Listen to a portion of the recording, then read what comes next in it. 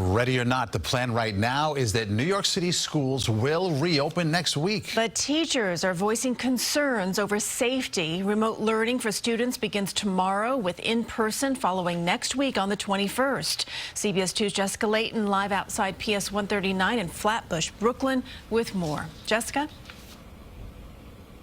Christina Maurice, PS 139 here has been closed down for 24 hours after at least 2 teachers tested positive for COVID-19. And that's not the end of the story there. We're seeing teachers across the city tonight sounding the alarm over the safety of their own buildings.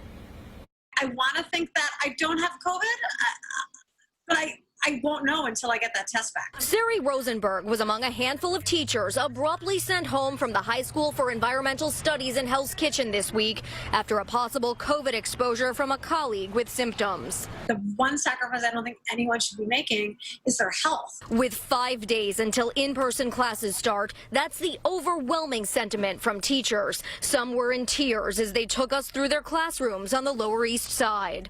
I am really nervous. And I know my family is nervous. During our exclusive look at PS 63, we saw various issues with windows, including some that were broken. Teachers are worried about a lack of ventilation inside. Outside, educators protested, demanding the city opt to go fully remote.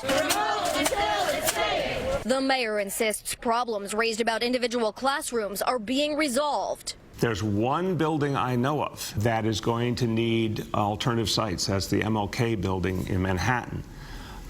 Everything else is moving forward. The Department of Education is shutting down PS 139 in Brooklyn for 24 hours after a second positive case in 7 days. One of the union's biggest gripes has been the city's failure to deliver test results within the promised 1 to 2 days. The city addressed that Tuesday. 98% of all of the teachers that have gotten tested at our prioritized sites have had a test result back within 48 hours. Until Rosenberg gets her results, she's forging ahead with lesson plans from home. A U.S. history teacher anxious for this virus to be a thing of the past. It's terrifying. I'm concerned about when more kids come into the building, what might happen.